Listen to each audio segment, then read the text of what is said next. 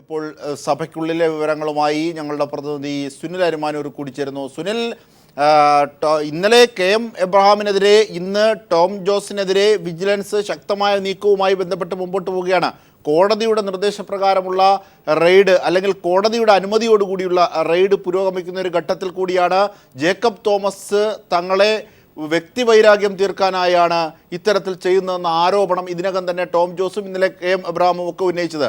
ഈ പശ്ചാത്തലത്തിൽ കൂടിയാണ് വിജിലൻസിൻ്റെ നിലപാടുകൾക്ക് മുഖ്യമന്ത്രി എങ്ങനെ കാണുന്നു എന്നുള്ളത് അറിയേണ്ടത്. സഭയ്ക്കുള്ളിൽ ഇന്ന് മുഖ്യമന്ത്രി പറഞ്ഞത്, അജിംഷാദ്, വിജിലൻസിൻ്റെ പ്രവർത്തനങ്ങൾക്ക്, പ്രത്യേകിച്ച് വിജിലൻസ് ഡയറക്ടറിൻ്റെ പ്രവർത്തനങ്ങൾക്ക് പൂർണ്ണ തൃപ്തി രേഖപ്പെടുത്തി, പിന്തുണ രേഖപ്പെടുത്തിക്കൊണ്ടുള്ള ഒരു മറുപടിയാണ് നിയമസഭയിൽ മുഖ്യമന്ത്രി നൽകിയിട്ടുള്ളത്. പ്രതിപക്ഷ നേതാവ് രമേശ് ചെന്നിത്തല ഈ അഡീഷണൽ ചീഫ് സെക്രട്ടറി KM എബ്രഹാമിൻ നൽകിയ പരാതി ചൂണ്ടിക്കാട്ടി ഒരു സബ്മിഷൻ സഭയിൽ അവതരിപ്പിച്ചിരുന്നു.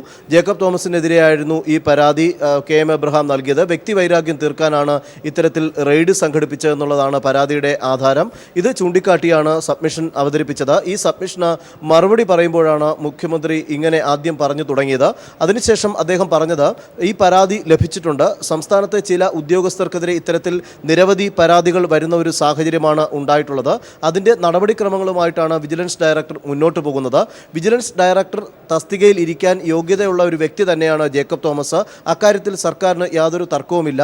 അദ്ദേഹത്തിൻ്റെ പ്രവർത്തനത്തിൽ ഒരു അതൃപ്തിയും സർക്കാരിന് തോന്നിയിട്ടില്ല. ഇന്നലെ KM എബ്രഹാമിൻ്റെ വീട് റെയ്ഡ് ചെയ്തതുമായി ബന്ധപ്പെട്ട കാര്യങ്ങളിൽ ലഭിച്ച പരാതിയുടെ അടിസ്ഥാനത്തിൽ ആ ഉദ്യോഗസ്ഥരോട് വിശദീകരണം ചോദിച്ചിട്ടുണ്ട്. നടപടിക്രമങ്ങൾ കൃത്യമായി പാലിച്ചിട്ടാണോ റെയ്ഡ് നടത്തിയത് എന്നുള്ളത് സംബന്ധിച്ച് ഉദ്യോഗസ്ഥരിൽ നിന്ന് വിശദീകരണം തേടിയ ശേഷം അതിന് നടപടി സ്വീകരിക്കും, അത് ഗൗരവമായി തന്നെ എടുക്കുന്നു എന്നാണ് പറഞ്ഞത്. മറ്റൊരു കാര്യം അദ്ദേഹം പറഞ്ഞത്, KM എബ്രഹാമിനെതിരെ ഇന്നലെ നടന്ന റെയ്ഡ് തിരുവനന്തപുരത്തെ കോടതിയിൽ, സ്പെഷ്യൽ കോടതിയിൽ ജോമോൻ പുത്തൻപുരയ്ക്കൽ നൽകിയ പരാതിയുടെ അടിസ്ഥാനത്തിൽ ക്വിക്ക് വെരിഫിക്കേഷൻ്റെ ഭാഗമായിട്ടാണ് വിജിലൻസ് റെയ്ഡ് നടത്തിയത്. അത് സ്വാഭാവിക നടപടിക്രമം തന്നെയാണ്. പക്ഷേ ഇതിനകത്ത് ഏതെങ്കിലും തരത്തിൽ നടപടിക്രമങ്ങൾ പാലിക്കാതെ ഉണ്ടോ എന്നുള്ള കാര്യമാണ് പരിശോധനയ്ക്ക് വിധേയമാക്കേണ്ടത്. അത് ഉദ്യോഗസ്ഥരിൽ നിന്ന് തന്നെ വിശദീകരണം വരുമ്പോൾ അത് ബോധ്യമാകും എന്ന് അദ്ദേഹം പറഞ്ഞു. മറ്റൊരു കാര്യം മുഖ്യമന്ത്രി സൂചിപ്പിച്ചത്, ഇത്തരത്തിൽ സർക്കാർ ഉദ്യോഗസ്ഥർക്കെതിരെ, പ്രത്യേകിച്ച് IPS IAS ഉദ്യോഗസ്ഥർക്കെതിരെ ഉയർന്നു വരുന്ന അഴിമതി ആരോപണം സംബന്ധിച്ച് 4 തട്ടുകളിലായിട്ട് അന്വേഷണം നടത്താനാണ് സർക്കാർ തീരുമാനിച്ചിരിക്കുന്നത്. അതിൽ ഒന്നാമത്തെ ഘട്ടം പ്രാഥമിക പരിശോധനയാണ്. അതായത് പരാതിയിൽ എന്തെങ്കിലും കഴമ്പുണ്ടോ എന്ന് വിജിലൻസ് പ്രാഥമികമായി പരിശോധന നടത്തും. രണ്ടാമത്തെ ഘട്ടം പരാതിയിൽ ഉന്നയിച്ച കാര്യങ്ങൾ വസ്തുതയുണ്ടോ എന്നുള്ള ഫാക്ച്വൽ ചെക്കിംഗ് നടത്തുക എന്നതാണ്. മൂന്നാമത്തത് ഇതിന് നിയമസാധുത, ഈ പരാതി ഉന്നയിക്കുന്നത് നിയമസാധുത ഉണ്ടോ എന്നുള്ള പരിശോധിക്കുന്ന ലീഗൽ ചെക്ക് നടത്തും. നാലാമതാണ് ഇതിനകത്ത് പരാതി ഉന്നയിച്ച സാഹചര്യം സംബന്ധിച്ചുള്ള പരിശോധന നടത്തുന്നത്. അങ്ങനെ 4 ഘട്ടങ്ങളായിട്ട് പരിശോധന നടത്തുന്ന ഒരു സംവിധാനത്തിലേക്കാണ് വിജിലൻസ് പോകുന്നതെന്നും അദ്ദേഹം വ്യക്തമാക്കുകയുണ്ടായി. മറ്റൊരു കാര്യം അദ്ദേഹം സൂചിപ്പിച്ചത്, വിജിലൻസ് ഡയറക്ടറെ പുറത്തു ചാടിക്കുന്നതിന് വേണ്ടിയിട്ടുള്ള ഗൂഢാലോചന പല ഭാഗങ്ങളിൽ നിന്നും നടക്കുന്നുണ്ട്.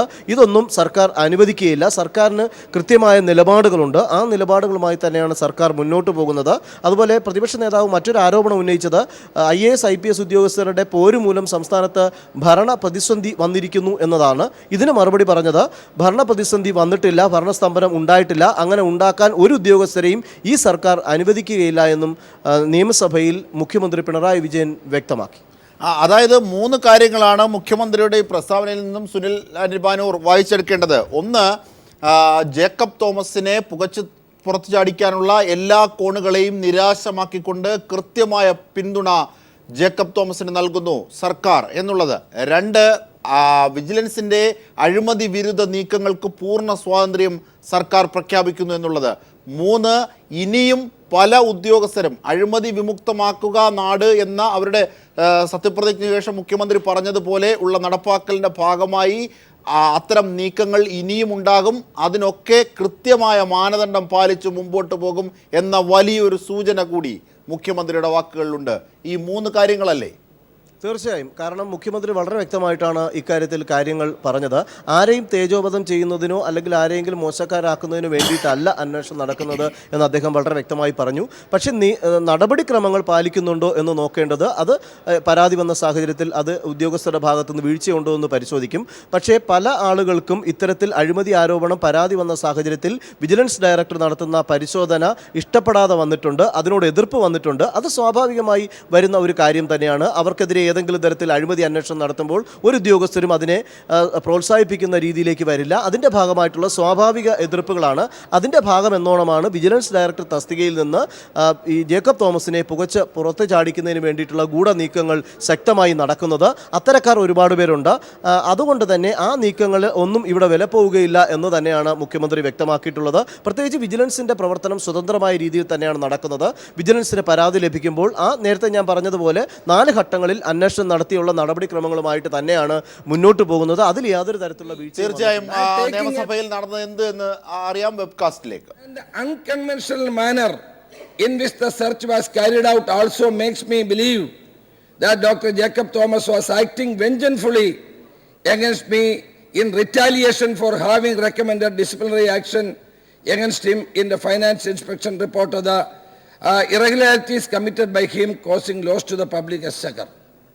ബോധപൂർവമായി ഫൈനാൻസ് ഇൻസ്പെക്ഷൻ വിങ്ങിൻ്റെ റിപ്പോർട്ട് തയ്യാറാകുന്നതിന് മുമ്പ് ആ നടപടിക്ക് മുതിർന്നതിൻ്റെ ഫലമായി എന്നെപ്പോലും കേൾക്കാതെ, ഒരു പ്രാഥമികമായ അന്വേഷണം നടത്താതെ, എൻ്റെ കയ്യിൽ നിന്ന് മൊഴിയെടുക്കാതെ എൻ്റെ വീട് സെർച്ച് ചെയ്ത നടപടി അങ്ങേയറ്റം ദൗർഭാഗ്യകരമാണ്.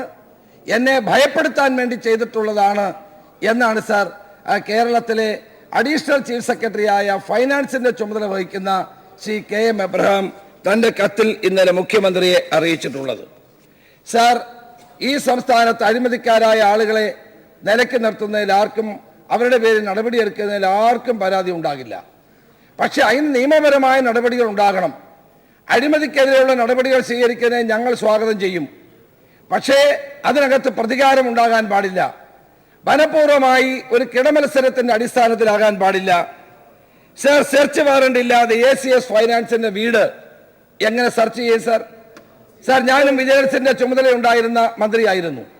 സാധാരണഗതിയിൽ ഒരു ഉദ്യോഗസ്ഥൻ്റെയോ അല്ലെങ്കിൽ പൊതുപ്രവർത്തകരുടെയോ വീട് സെർച്ച് ചെയ്യണമെങ്കിൽ കോടതിയിൽ നിന്ന് അനുവാദം വാങ്ങും.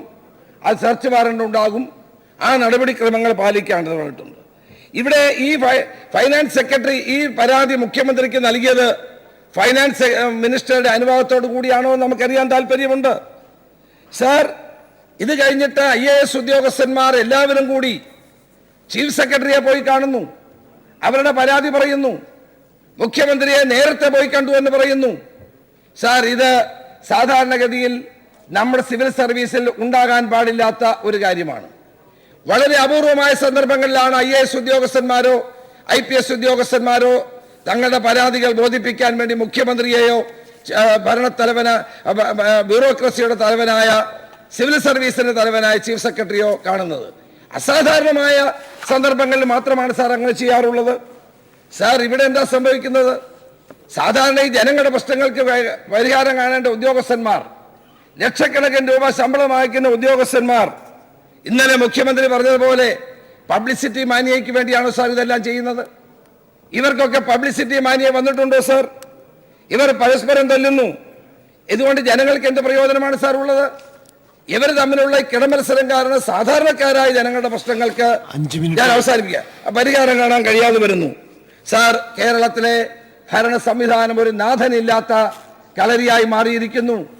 മുഖ്യമന്ത്രിക്ക് ഇതിനകത്ത് നിയന്ത്രണമില്ലാതായിരിക്കുന്നു. IAS IPS ഉദ്യോഗസ്ഥന്മാർ തമ്മിലടിക്കുന്നു. ആ മുതിർന്ന IAS ഉദ്യോഗസ്ഥന്മാരും മുതിർന്ന IPS ഉദ്യോഗസ്ഥന്മാരും തമ്മിൽ ശീതസമരം നടക്കുന്നു. സാർ, ഈ കാര്യത്തിൽ സർക്കാർ ഗൗരവമായി ഇതിനെ കാണണം. ഇത് ഗൗരവമായി എടുത്തില്ലെങ്കിൽ ഇതിന്റെ ബുദ്ധിമുട്ട് അനുഭവിക്കുന്ന ജനങ്ങളാണ്. അതുകൊണ്ടാണ് സാർ ഞാൻ ഈ സബ്മിഷൻ അവതരിപ്പിച്ചത്. കേരളത്തിൽ ഒരു ഭരണസ്തംഭനം നിലനിൽക്കുന്നു. ബഹുമാനായ മുഖ്യമന്ത്രി ഈ കാര്യത്തിൽ അടിയന്തര നടപടികൾ സ്വീകരിക്കേണ്ടിയിരിക്കുന്നു എന്നാണ് എനിക്ക് പറയാനുള്ളത്. സർ,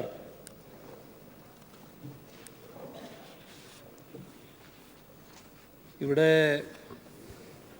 ഉന്നത ഉദ്യോഗസ്ഥർ തമ്മിൽ കിടമത്സരം എന്ന് പറയുന്നത് ശരിയായ കാര്യമല്ല. എന്നാൽ ബഹുമാനായ പ്രതിപക്ഷ നേതാവ് ഉന്നയിച്ച കാര്യങ്ങളിൽ കുറേ ഭാഗം വസ്തുതയുള്ളതുമാണ്. Additional chief secretary Shri KM Abraham 27/10/2016 vigilance ഡയറക്ടർക്കെതിരെ രേഖാമൂലം നൽകിയ പരാതി ലഭിച്ചിട്ടുണ്ട്. സർ, ആ പരാതി അതിൻ്റെ പകർപ്പ് അദ്ദേഹത്തിൻ്റെ കയ്യിലുണ്ട്. അതിൻ്റെ ചില ഭാഗങ്ങൾ അദ്ദേഹം ഇവിടെ പരാമർശിക്കുകയുണ്ടായി. വരവിൽ കവിഞ്ഞ് സ്വത്ത് സമ്പാദിച്ചു എന്നാരോപിച്ചുകൊണ്ട് ശ്രീ കെ എം അബ്രഹാമിനെതിരെ ശ്രീ ജോമോൻ പുത്തൻപുരക്കൽ 30/11/2015 അന്നത്തെ ചീഫ് സെക്രട്ടറിയായ ശ്രീ ജിജി തോംസണ് പരാതി നൽകിയിരുന്നു. അതിൽ ശ്രീ കെ എം അബ്രഹാം നൽകിയ വിശദീകരണം തൃപ്തികരമായതിനാൽ വിജിലൻസ് അന്വേഷണം നടത്തുന്നതിനും പ്രോസിക്യൂട്ട് ചെയ്യുന്നതിനുമുള്ള അനുമതിക്കായി ശ്രീ ജോമോൻ സമർപ്പിച്ച അപേക്ഷകൾ പരിഗണിക്കാൻ നിർവാഹമില്ല എന്ന് 2/3/2016 അറിയിക്കാനുണ്ടായത്. സർ, അതേസമയം ശ്രീ ജോമോൻ പുത്തൻപുരക്കൽ തൃശ്ശൂർ വിജിലൻസ് കോടതിയിൽ ഫയൽ ചെയ്ത പരാതിയിൽ കോടതി ക്രിമിനൽ MB നമ്പർ 62/2016 നമ്പറായി പരിഗണിച്ച കേസിൽ അധികാരപരിധിയില്ല എന്ന കാരണത്താൽ അത് തള്ളുകയും ചെയ്തു. എന്നാൽ ബഹുമാനപ്പെട്ട Thiruvananthapuram enquiry commissioner and special judge കോടതി മുൻപാകെ ക്രിമിനൽ MB നമ്പർ 298/16 നമ്പറായി 15/10/2016 ശ്രീ ജോമോൻ പുത്തൻപുരക്കൽ ശ്രീ കെ എം അബ്രഹാമിനെതിരെ വീണ്ടും അന്വേഷണം നടത്തുന്നതിലേക്ക് വേണ്ടി സമർപ്പിച്ച പരാതി കേട്ട കോടതി അന്വേഷണത്തിന് ഉത്തരവിടുകയായിരുന്നു. സർ, 7/11/2016 അന്വേഷണ റിപ്പോർട്ട് സമർപ്പിക്കാൻ കോടതി നിർദ്ദേശം നൽകിയിട്ടുള്ളതാണ്. പ്രസ്തുത കോടതി ഉത്തരവിൻ്റെ വെളിച്ചത്തിൽ vigilance and anti corruption bureau ഡയറക്ടറുടെ ഉത്തരവിൻ പ്രകാരം Thiruvananthapuram vigilance and anti corruption bureau special cell police superintendent QV 25/2016/SCT ആയി ഒരു ത്വരിതാന്വേഷണം നടത്തിവരുന്നു. അന്വേഷണത്തിലിരിക്കുന്ന വിഷയത്തെക്കുറിച്ച് കൂടുതലായി പറയുന്നത് ഉചിതമല്ല. അതിനാൽ വിശദാംശങ്ങളിലേക്ക് കടക്കുന്നില്ല. ഈ അന്വേഷണത്തിൻ്റെ ഭാഗമായി അദ്ദേഹത്തിൻ്റെ വസതിയിൽ നടത്തിയ പരിശോധനയെക്കുറിച്ചാണ് ഇപ്പോൾ ശ്രീ അബ്രഹാം പരാതി നൽകിയിരിക്കുന്നത്. സർ, ആ പരാതി അബ്രഹാമിനെ പോലുള്ള ഒരാൾ ഉന്നയിക്കുമ്പോൾ അത് ഗൗരവമായിട്ട് തന്നെ പരിഗണിക്കപ്പെടും. പരാതിയിൽ പറയുന്ന സംഗതിയിൽ പരിശോധനയും നടത്തും.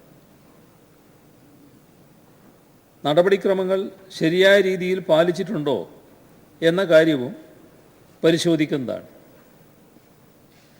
സർ, ഇവിടെ പരാതിയുടെ പരിശോധന നടത്തുമെന്ന് പറയുമ്പോൾ എൻ്റെ അടുത്തുള്ള വിവരങ്ങൾ ഇപ്പോൾ ഞാൻ പറയുന്നത് ശരിയല്ലല്ലോ, അതുകൊണ്ട് ഞാൻ പറയുന്നില്ല. ഇതിൽ ബന്ധപ്പെട്ട ഉദ്യോഗസ്ഥനുണ്ട്. ആ ഉദ്യോഗസ്ഥനിൽ നിന്നും ഇതിനകം തന്നെ വിശദീകരണം ആവശ്യപ്പെട്ടിട്ടുണ്ട്. ഈ കാര്യങ്ങളിൽ ചുമതല വഹിച്ച് പ്രവർത്തിച്ച ഉദ്യോഗസ്ഥനുണ്ട്. ആ ഉദ്യോഗസ്ഥനിൽ നിന്ന് ഇപ്പോൾ തന്നെ വിശദീകരണം ആവശ്യപ്പെട്ടിട്ടുണ്ട്. സർ, ഇവിടെ നമ്മുടെ സംസ്ഥാനത്തുണ്ടായ ചില പ്രത്യേകതകൾ കാരണം ഒട്ടേറെ ഉദ്യോഗസ്ഥർക്ക് പ്രത്യേകമായൊരു സാഹചര്യം സൃഷ്ടിക്കപ്പെട്ടിട്ടുണ്ട്. ഇപ്പോൾ അദ്ദേഹം തന്നെ പരാമർശിക്കുകയുണ്ടായി, നേരത്തെ DGP ആയിരുന്ന TP സെൻകുമാർ അവധിയിലാണ് എന്ന്. സർ, അദ്ദേഹം അവധിയിലായത് അദ്ദേഹത്തിന് കൊടുത്ത ചുമതല നിർവഹിക്കാൻ തയ്യാറില്ലാത്തതിൻ്റെ ഭാഗമായാണ്. സർക്കാരിൻ്റെ പ്രത്യേകമായ എന്തെങ്കിലും നിലപാടിൻ്റെ ഫലമായിട്ടല്ല. DGP സ്ഥാനത്ത് അദ്ദേഹം പറ്റില്ല, സംസ്ഥാന പോലീസ് ചീഫായി അദ്ദേഹം പറ്റില്ല എന്ന നിലപാട് ഗവൺമെൻറ് എടുത്തിരുന്നു. എന്നാൽ അതേസമയം അദ്ദേഹത്തിൻ്റെ എല്ലാ അവകാശങ്ങളും അംഗീകരിച്ചുകൊണ്ട് തന്നെ മറ്റൊരു സ്ഥാനത്ത് അദ്ദേഹത്തെ നിയോഗിച്ചിരുന്നു. അദ്ദേഹം അത് ഏറ്റെടുക്കാൻ തയ്യാറായിട്ടില്ല, ലീവിൽ പോയതാണ്. സർ, അങ്ങ് ശങ്കർ റെഡ്ഡിയുടെ കാര്യം പറയുകയുണ്ടായി. അത് അദ്ദേഹത്തിൻ്റെ തന്നെ മുൻകാല ചെയ്തികളുടെ ഭാഗമായി അദ്ദേഹം കോടതിയെ സമീപിക്കേണ്ടി വന്നതാണ്. സർക്കാരിൻ്റെ ഏതെങ്കിലും തരത്തിലുള്ള ഒരു പങ്കാളിത്തത്തിൻ്റെ ഭാഗമായി വന്നതല്ല. സർ, ഇവിടെ ജേക്കബ് തോമസ് ഫോൺ ചോർത്തലുമായി ബന്ധപ്പെട്ട പ്രശ്നം നമ്മൾ വിശദമായി ചർച്ച ചെയ്തതാണ്. ഞാനിപ്പോൾ വീണ്ടും അത് ആവർത്തിക്കേണ്ടതില്ല. അതൊരു പത്രവാർത്തയെ അടിസ്ഥാനപ്പെടുത്തി അദ്ദേഹം ഉന്നയിച്ചൊരു കാര്യമായിരുന്നു. ഇവിടെ ഉണ്ടാകുന്ന പ്രശ്നം, അഴിമതിയുടെ പ്രശ്നം വലിയ തോതിൽ ഉയർന്നു വരികയാണ്. സർ, അഴിമതി കാണിച്ചവരുണ്ടാകാം, ചിലരെ ക്രൂശിക്കുന്നതിന് വേണ്ടി അഴിമതി ആരോപണങ്ങൾ ഉന്നയിക്കുന്നതുണ്ടാകും. പക്ഷേ ഇന്നത്തെ കാലത്ത് ഒരു ആരോപണം വന്നാൽ അതുമായി ബന്ധപ്പെട്ടുള്ള നടപടികൾ സ്വാഭാവികമായും ബന്ധപ്പെട്ട ഏജൻസികൾ സ്വീകരിച്ചു എന്ന് വരും. അപ്പോൾ ആ ഏജൻസിയുടെ തലപ്പത്താരാണോ ഇരിക്കുന്നത് അതിൻ്റേതായ പ്രശ്നങ്ങൾ ആ തലപ്പത്തിരിക്കുന്നയാൾക്ക് നേരിടേണ്ടിയും വരും. ഇങ്ങനെയൊരു ഭാഗം ഇവിടെ സംഭവിക്കുന്നുണ്ട് എന്നത് നമ്മൾ മറക്കാൻ പാടില്ല. എന്നാൽ ഉദ്യോഗസ്ഥരുടെ കാര്യത്തിൽ, പ്രധാന ഉദ്യോഗസ്ഥന്മാരുടെ കാര്യത്തിൽ പരാതികൾ ഒട്ടേറെ നിലനിൽക്കുന്നത് കൊണ്ട് തന്നെ ആ പരാതികൾ എങ്ങനെ കൈകാര്യം ചെയ്യണം? സർ, അത് സംബന്ധിച്ച് ചില കാര്യങ്ങൾ ചെയ്യാൻ ഉദ്ദേശിക്കുന്നുണ്ട്. ഇക്കാര്യത്തിൽ നേരെ തന്നെ അന്വേഷണം നടത്തുക എന്നതിന് പകരം ഒരു പ്രാഥമികമായ ചെക്ക് വേണം. ഈ പരാതി കിട്ടിയാൽ ആ പരാതിയുടെ നിജസ്ഥിതി എന്താണെന്ന് പരിശോധിക്കാനുള്ള ഒരു പ്രാഥമികമായ ചെക്ക് വിജിലൻസ് തന്നെ നടത്തണം. അതോടൊപ്പം തന്നെ പരാതിയിൽ ഉന്നയിച്ച കാര്യങ്ങളുണ്ടാവും. ആ ഉന്നയിച്ച കാര്യങ്ങൾ ശരിയാണോ എന്നത് പരിശോധിക്കാനുള്ള ഒരു ഫാക്ച്വൽ ചെക്കിലേക്കും കടക്കേണ്ടതായിട്ടുണ്ട്. അപ്പോഴാണ് വസ്തുതാപരമായ കാര്യങ്ങൾ ശരിയാണോ എന്ന് മനസ്സിലാകുക. അതിൻ്റെ കൂടെ തന്നെ ഇത് നിലനിൽക്കുന്നതാണോ എന്നൊരു ലീഗൽ ചെക്കും നടത്തേണ്ടതായിട്ടുണ്ട്. ഇത്തരം ഒരു പരാതി ഉയരാൻ എന്താണ് സാഹചര്യം, അതുമായി ബന്ധപ്പെട്ട ഒരു സാഹചര്യ ചെക്കും നടത്തേണ്ടതായിട്ടുണ്ട്. ഇത്രയെല്ലാമായാൽ ഒരു ഉദ്യോഗസ്ഥനെതിരെ വെറുതെ പരാതി വന്നതാണെങ്കിൽ അത് ആ പരാതിയുടെ അന്വേഷണം നടക്കുന്നതിന് മുൻപ് തന്നെ വിജിലൻസിന് മനസ്സിലാക്കാൻ സാധിക്കും. പുതിയ കാര്യമായിട്ടാണ് ഇവിടെ അവതരിപ്പിക്കുന്നത്. പക്ഷേ വിജിലൻസ് മാനുവൽ അനുസരിച്ച് ഇത്തരം കേസുകൾ വന്നാൽ പ്രാഥമികമായ, ഇപ്പം Madras Sirajuddin versus state of Madras എന്ന് പറയുന്ന ഒരു സുപ്രീം കോടതി വിധി തന്നെയുണ്ട്. അപ്പോൾ പ്രാഥമികമായ അന്വേഷണം നടത്തിയിട്ട് മാത്രമേ മുന്നോട്ട് പോകാവൂ എന്നുള്ളത് ഇപ്പം തന്നെ നിലവിലുണ്ട്. അതൊന്നും ഇവരാരും പാലിക്കാറില്ല എന്നുള്ളതാണ്. സർ, ഇപ്പോൾ നടന്നു വരുന്ന കാര്യം, ഈ പ്രാഥമിക അന്വേഷണം എന്ന് പറയുന്ന ആ കാര്യം നമ്മളെല്ലാം, അല്ലെങ്കിൽ നിങ്ങൾ നേരത്തെ വിളിച്ച QV പെട്ടതാണ്. നേരെ ആ പ്രാഥമിക അന്വേഷണത്തിലേക്ക് കടക്കുകയാണ്. ആ അന്വേഷണമല്ല ഞാൻ പറഞ്ഞത്. വിജിലൻസിൻ്റെ അന്വേഷണം ആരംഭിക്കുന്നതിന് മുൻപ് തന്നെ ഈ വന്ന പരാതിയുടെ നിജസ്ഥിതി എന്താണ് എന്ന് പരിശോധിക്കാൻ ഇങ്ങനെ 3-4 കാര്യങ്ങൾ ചെയ്യേണ്ടതുണ്ട് എന്നാണ് കാണുന്നത്. സർ,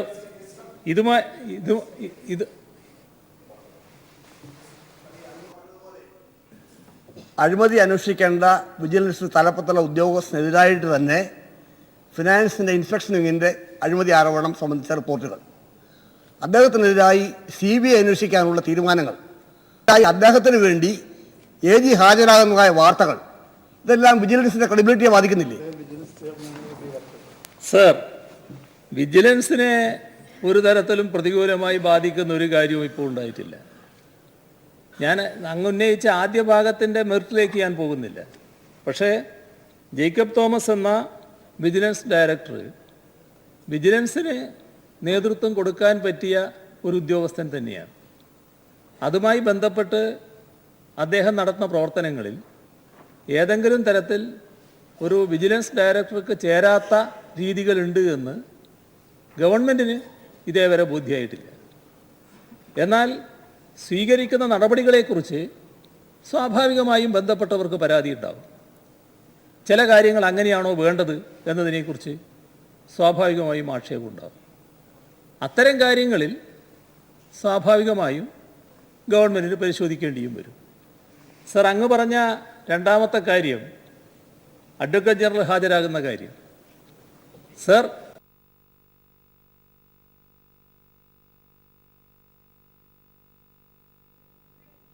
വെബ്കാസ്റ്റിങ്ങിലേക്ക് തന്നെ സ്ഥാനത്തിരിക്കാൻ പാടില്ല എന്ന് കരുതുന്ന വലിയൊരു ശക്തി നമ്മുടെ നാട്ടിലുണ്ട്. ആ ശക്തിയുടെ ഏത് ഭാഗമാണ് അതിൻ്റെ പിന്നിൽ പ്രവർത്തിച്ചതെന്നൊന്നും എനിക്ക് പറയാനാവില്ല. അപ്പോൾ ഏതായാലും സർക്കാർ അർപ്പിക്കുന്ന വിശ്വാസം വെച്ചുകൊണ്ട് തന്നെയാണ് അഡ്വക്കേറ്റ് ജനറൽ അദ്ദേഹത്തിന് വേണ്ടി ഹൈക്കോടതിയിൽ ഹാജരാകുന്നത്. ഞങ്ങളെ നയിക്കുന്ന ഒരു കാര്യം മാത്രമേ ഉള്ളൂ, വിജിലൻസിൻ്റെ കാര്യങ്ങൾ കൃത്യമായി പോകണം. അക്കാര്യത്തിൽ ഏതെങ്കിലും തരത്തിലുള്ള ദുസ്വാധീനങ്ങൾക്ക് വഴങ്ങിപ്പോകുന്ന അവസ്ഥയുണ്ടാകരുത്. സുഗമമായി മുമ്പോട്ട് പോകണമെന്ന് പറയുന്നതിനോട് ഈ ഭാഗത്തുള്ളവർ പൂർണ്ണമായിട്ട് യോജിക്കുകയാണ്. ഒരു വിജിലൻസ് കോടതിയുടെ അന്വേഷണത്തിൻ്റെ ഉത്തരവ് വന്നപ്പോൾ തന്നെ additional chief secretary mister KM Abraham ആ സ്ഥാനം ഒഴിയാൻ തയ്യാറായെന്നു അങ്ങും ധനകാര്യമന്ത്രിയും പറഞ്ഞതനുസരിച്ച് അത് തുടരാൻ എന്നോ ആണ് ഞങ്ങൾ മാധ്യമങ്ങൾ കൂടി ഞങ്ങൾ മനസ്സിലാക്കുന്നത്. എങ്കിൽ അന്വേഷണമാകാം, അദ്ദേഹത്തെ അപമാനിക്കുന്ന ഒരു സാഹചര്യം ഒഴിവാക്കാനുള്ള ഒരു ഉത്തരവാദിത്വം മുഖ്യമന്ത്രിക്കും ധനകാര്യമന്ത്രിക്കും ഇല്ലേ എന്ന് സംശയിക്കുകയാണ്. സാറ് ശ്രീ KM എബ്രഹാം കേരളത്തിൽ മാത്രമല്ല, ഇന്ത്യയിൽ ചരിത്രം സൃഷ്ടിച്ച ഒരാളാണ്. 24,000 കോടി രൂപയാണ് സഹാറ കേസിൽ രാജ്യത്തിന് നേടിക്കൊടുത്തത്. ഈ രാജ്യത്തെ ഏറ്റവും വലിയ ഒരു തീരുമാനമാണ് സെബിയുടെ ഡയറക്ടറായിട്ട് അദ്ദേഹം എടുത്തിട്ടുള്ളത്. അന്ന് ഇന്ത്യ മുഴുവൻ അതിന് പ്രശംസിച്ചതാണ്. അങ്ങനൊരു ഉദ്യോഗസ്ഥനെ അന്വേഷണം ആകാം, ഒരു തെറ്റും ആരും പറയത്തില്ല. പക്ഷേ അദ്ദേഹം ഇല്ലാത്ത സമയത്ത്, സ്ത്രീകൾ മാത്രമുള്ള സമയത്ത്, സ്ത്രീ പോലീസ് പോലും ഇല്ലാതെയൊക്കെ ഒരു റെയ്ഡ് പോലെ നടത്തി അപമാനിക്കുന്ന ഒരു സാഹചര്യം ശരിയായിരുന്നോ? അത് അങ്ങ് ഇടപെടേണ്ടതല്ലോ? സർ, KM എബ്രഹാമിനെ കുറിച്ച് പറഞ്ഞ കാര്യം പൂർണ്ണമായും ശരിയാണ്. അദ്ദേഹം നമ്മുടെ സംസ്ഥാനത്തിലെ സിവിൽ സർവീസിൽ മികവുറ്റ സംഭാവനകൾ നൽകുന്ന ഒരു ഉദ്യോഗസ്ഥൻ തന്നെയാണ്. അക്കാര്യത്തിൽ യാതൊരു തരത്തിലുള്ള സംശയവും സർക്കാരിനില്ല. അതുകൊണ്ട് തന്നെയാണല്ലോ അദ്ദേഹം ഫൈനാൻസ് സെക്രട്ടറി ആയിട്ടിരിക്കുന്നത്. ആ കൃത്യം അദ്ദേഹം ഭംഗിയായി നിർവഹിച്ചുകൊണ്ടിരിക്കുകയാണ്. സർ, ഇവിടെ ഉണ്ടായത്, ഞാനൊരു കാര്യം പറഞ്ഞത് അങ്ങ് ശ്രദ്ധിച്ചിട്ടുണ്ടാവും. ഞാൻ നേരത്തെ പറഞ്ഞ കാര്യം, പരാതിയിൽ പറയുന്ന സംഗതിയിൽ പരിശോധന നടത്തുന്നതാണ്. അതോടൊപ്പം നടപടിക്രമങ്ങൾ ശരിയായ രീതിയിൽ പാലിച്ചിട്ടുണ്ടോ എന്ന കാര്യവും പരിശോധിക്കുന്നതാണ്. കാരണം ഈ അബ്രഹാമിൻ്റെ വീട് കയറി എന്ന ആ സംഭവം തന്നെയാണ് ഈ പരാമർശിക്കുന്നത്. നടപടിക്രമങ്ങൾ ശരിയായ രീതിയിൽ പരിശോധിച്ചിട്ടുണ്ടോ? അവസാനം ഞാനൊരു വാചകം പറഞ്ഞു, ഞാനത് വെളിപ്പെടുത്തുന്നില്ല എന്നും നേരത്തെ പറഞ്ഞു. ഇപ്പോൾ ഞാൻ വെളിപ്പെടുത്തുന്നില്ല, അങ്ങയുടെ ചോദ്യത്തിൻ്റെ ഭാഗമായിട്ടും വെളിപ്പെടുത്തുന്നില്ല. ബന്ധപ്പെട്ട ഉദ്യോഗസ്ഥനിൽ നിന്നും ഇതിനകം തന്നെ വിശദീകരണം ആവശ്യപ്പെട്ടിട്ടുണ്ട്. സർ, അത് അബ്രഹാമിൻ്റെ വീട് പരിശോധനയുമായി ബന്ധപ്പെട്ട കാര്യത്തിൽ തന്നെയാണ്. അതിന് ബന്ധപ്പെട്ട ഉദ്യോഗസ്ഥനുണ്ട്. ആ ഉദ്യോഗസ്ഥൻ, അതിൻ്റെ അപ്പുറം ഞാൻ പറയുന്നില്ല എന്തുകൊണ്ടാണ് വിശദീകരണം ചോദിക്കേണ്ടി വന്നത്. ആ വിശദീകരണം ഇപ്പം തന്നെ ചോദിച്ചു കഴിഞ്ഞിട്ടുണ്ട്. അത് അബ്രഹാമിൻ്റെ നിലപാട് ശരിയാണ് എന്നുള്ളത് കൊണ്ട് തന്നെയാണ്, എന്ന് സംസ്ഥാന സർക്കാരിന് ബോധ്യമുള്ളത് കൊണ്ടാണ്. അതേസമയം ഇതിനകത്ത് ആ ബന്ധപ്പെട്ട ഉദ്യോഗസ്ഥൻ്റെ ഭാഗത്ത് ചില വീഴ്ചകൾ പറ്റിയിട്ടുണ്ട് എന്നാണ് കാണുന്നത്. അത്രത്തോളം ഞാൻ പറയാം. അതിൻ്റെ ഭാഗമായിട്ടാണ് വിശദീകരണം ചോദിച്ചിരിക്കുന്നത്. അപ്പോൾ അത് ഗൗരവമായിട്ട് തന്നെയാണ് കാണുന്നത്. അതും ഞാൻ പറഞ്ഞ ജേക്കബ് തോമസിൻ്റെ കാര്യവും രണ്ടും വ്യത്യസ്തം തന്നെയാണ്. അപ്പോൾ ജേക്കബ് തോമസിനെ പുകച്ച് പുറത്തു ചാടിക്കാനുള്ള ശക്തമായ ചില നീക്കങ്ങൾ നമ്മുടെ സംസ്ഥാനത്തിനകത്ത് നടക്കുന്നുണ്ട്. അതിലാണ് അഡ്വക്കേറ്റ് ജനറൽ ഹൈക്കോടതിയിൽ ഹാജരായി എന്താണ് സംഭവിക്കുന്നത് എന്ന് പറയാൻ ഉദ്ദേശിക്കുന്നത്. സർ, ഇക്കാര്യങ്ങളൊന്നും ഭരണരംഗത്ത് ഒരു സ്തംഭനവും ഉണ്ടാക്കിയിട്ടില്ല. അതിനായുള്ള ഇടപെടൽ ആര് നടത്തിയാലും അതൊന്നും വിലപ്പോവുകയുമില്ല. ശ്രീ ജെയിംസ് മാത്യു. സർ, ബഹുമാനപ്പെട്ട മുഖ്യമന്ത്രി, സംസ്ഥാനത്ത് വ്യാജ സർട്ടിഫിക്കറ്റ് നിർമ്മാണ കേന്ദ്രങ്ങൾ പോലീസ് റെയ്ഡ് ചെയ്യുന്നതിൻ്റെയും ആയിരക്കണക്കിന് വ്യാജ സർട്ടിഫിക്കറ്റുകൾ കണ്ടെടുക്കുന്നതിൻ്റെയും അതിൻ്റെ പേരിൽ കേസുകൾ രജിസ്റ്റർ ചെയ്യുന്നതിൻ്റെയും എല്ലാം വാർത്തകൾ പലപ്പോഴായിട്ട് പത്രങ്ങളിൽ വന്നുകൊണ്ടിരിക്കുകയാണ്.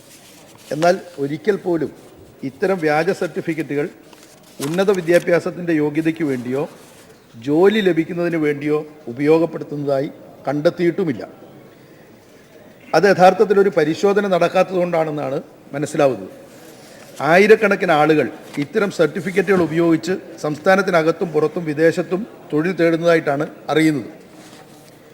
പലപ്പോഴും തൊഴിലിടങ്ങളിൽ കാര്യമായ സർട്ടിഫിക്കറ്റ് പരിശോധന നടക്കുന്നില്ല എന്നത് ഇതിന് കാരണമാവുന്നു. അഭിഭാഷകരിലെ വ്യാജന്മാരെ തടയുന്നതുമായി ബന്ധപ്പെട്ട ഒരു കേസിൽ സുപ്രീം കോടതി മുമ്പാകെ തമിഴ്നാട് പോണ്ടിച്ചേരി ബാർ കൗൺസിൽ സമർപ്പിച്ച വിശദീകരണത്തിൽ പറയുന്നത് 3853 വ്യാജന്മാർ അവിടെ ഉണ്ടെന്നാണ്. നമ്മുടെ സംസ്ഥാനത്തും തൊഴിലിടങ്ങളിൽ ഇത്തരം വ്യാജ സർട്ടിഫിക്കറ്റ് ഉപയോഗപ്പെടുത്തി വ്യാജന്മാർ ജോലി തേടുന്നതായി മനസ്സിലാക്കുന്നു. ഉയർന്ന അക്കാദമിക യോഗ്യതയും യഥാർത്ഥ അർഹതയുമുള്ള നിരവധി പേർക്ക് തൊഴിൽ കിട്ടാതിരിക്കുന്നതിന് ഇത് കാരണമാകുന്നു. ഈ സാഹചര്യത്തിൽ ഇക്കാര്യം ഒരു പ്രത്യേക കേസായി പരിഗണിച്ച് അന്വേഷണം നടത്താനും ഇത്തരത്തിൽ വ്യാജ സർട്ടിഫിക്കറ്റുകൾ ഹാജരാക്കി തൊഴിലും ഉന്നത വിദ്യാഭ്യാസവും നേടുന്ന ആളുകളെ നിയമത്തിൻ്റെ മുൻപിൽ കൊണ്ടുവരുന്നതിനും ശക്തമായ നടപടി സ്വീകരിക്കണമെന്ന് ഈ സബ്മിഷനിലൂടെ ആവശ്യപ്പെടുകയാണ്.